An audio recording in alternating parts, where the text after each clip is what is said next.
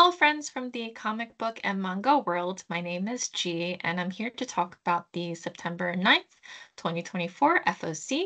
I work for Penguin Random House, so the titles that you'll see today are those that we can sell around the world.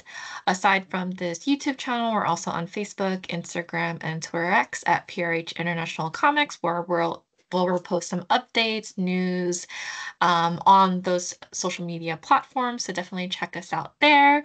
And yeah, we'll go ahead and get started on my picks for this week. And first up is it gonna go? There we go. It's The Terrifying Tales of Vivian Vance. This is by Josh Ulrich.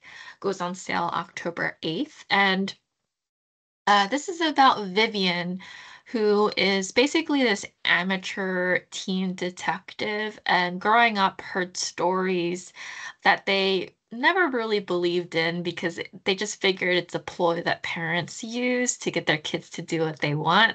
So what I mean by that, in their beloved town, um, it's it's rumored that it's riddled with this flesh takers, basically monsters who snatch unruly kids off the street if they don't go to sleep early or on time. And so, like, when you hear that, you're kind of like, I don't believe that's true. That's definitely a parenting tactic, maybe. Maybe. So when Vivian actually takes on this case, in town, she stumbles on this dark secret about her town's history and finds herself face to face with these horrifying monsters. So, saved from certain death by this group of kids, she decides to take her next job to expose these like flesh takers. And she decides to do it at any cost, realizing that the biggest cost to her is that these kids who she quickly becomes friends with, is now in mortal danger, largely herself for it. So, in order to right her mistakes, she must stand up to these creatures and offer all that her heart desires, before she loses the only people left that actually matters to her anymore. And so, this is that story. And yes, I can't wait till this comes out again, October. Next up, we had That Time I Got Stuck to the Guy I Hate. And no surprise here that I would pick this. And this is by Tarana. And we have a character named Kuga, who is a first-year university student, and he's basically stuck with the worst roommate ever, who's very disagreeable and surly, and his name is Igarashi. And whenever Igarashi opens his mouth, it's just basically to complain, and Kuga can't stand it at all. One day, these two suddenly wind up literally stuck together with no way to pull apart. And like they're desperate to find a solution, to break this like bizarre spell and curse that they're under. But to break this spell, it forces them to get closer and more intimate than they ever expected, of course. Of course, that's how you do it. That's how you break a spell in a boy's love. I love this very much. So yes, this goes on sale in November, and my FOC pick for this week. Now, I do want to go into some cover picks that I'm particularly interested in. And first up, we have oh, I don't know if this is going. Okay. Hopefully that shows up. Yes, I'm just gonna keep going. And hopefully this is in the recording. But this is Ewok issue number 4. So this year actually marks the 40th anniversary of Caravan of Courage, an Ewok adventure. So to celebrate this legacy, we have this 4-issue limited comic series that goes on sale in October. And we have on writing Steve Orlando with artists Alvaro Lopez and Laura Braga. So the series basically takes place in the aftermath of Return of the Jedi, and fans can expect, of course, on the cover, the return of Wicked, I should say, and an introduction to new Ewok heroes in this story. So really cool cover, very fuzzy. And okay, moving on to the second cover pick that I um, wanted to point out here, and this is Teenage Mutant Ninja Turtles, issue number 3, variant D by Jay Gonzo. If you tuned in last week, Hector picked a Gonzo cover. I think it was for Ghost Rider, and I love the style that he does for his artwork, and this is no exception. If you didn't know, he did post this on social media, which I thought was really cool. It's gonna be very tiny on the screen, but it is part of like a line of connecting covers, and so.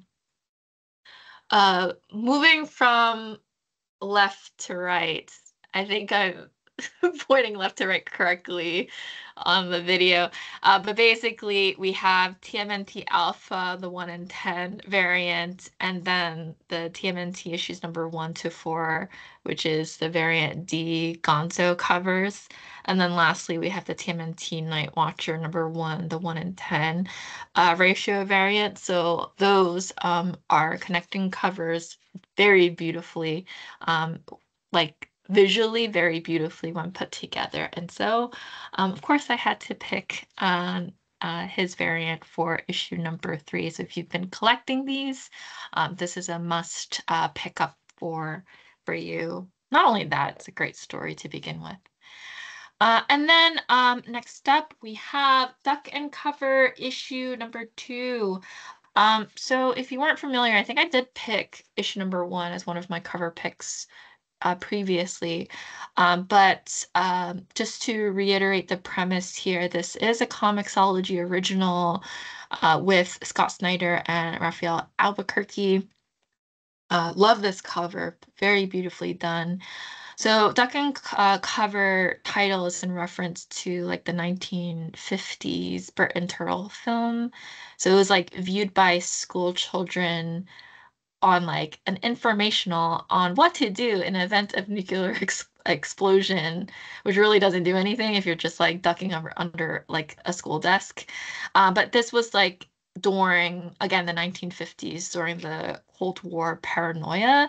So it takes that historical context and put it in a situation where suddenly in this comic we have a nuclear explosion that obliterates the US, and only the children who hide under their school desks are spared and everyone else dies. So these teens now find themselves as lone survivors in a strange and wild new 1950s America, which I think is a very interesting concept. Issue at the time of this recording, issue number 1 has already been posted on sale. Already went on sale, I should say.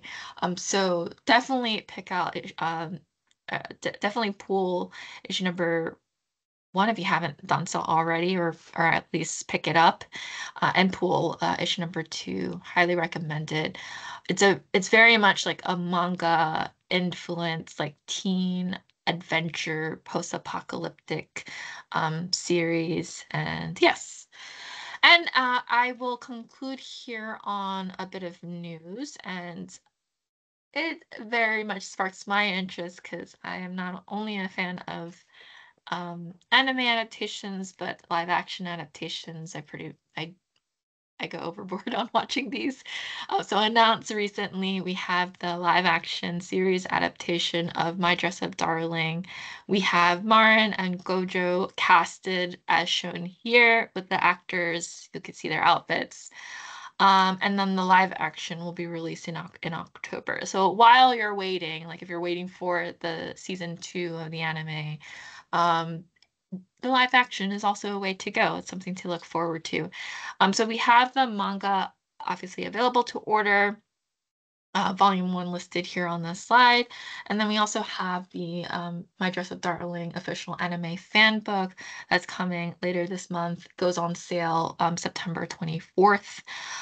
So I'll move through some interior images of the fan book, and I'm sure I'll go through it, but I'll also go through the premise of the story, although due to the popularity, I'm sure you already know about it, but just in case you don't, this is essentially a spicy rom-com about this learner boy, um, Gojo, who has a passion for these traditional Hina dolls.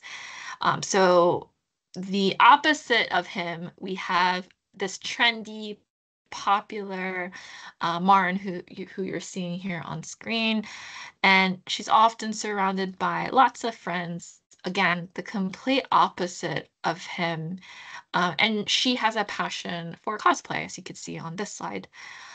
So what's cool about this manga in particular is that you have these two vastly different characters with two vastly different opposing hobbies, and yet it's their passion for their respective hobbies that bring them together in such a lovely way, and you see this this friendship potentially more blossom between these two. And so that's my news for this week. Again, I very much love doing this, and so comment down below on what you'll be picking up for this FOC, what interests you, or what you'll be putting on your list to pick up. And yes, again, I do this every week, so come back for more next week. And that's it for today. Bye, everyone.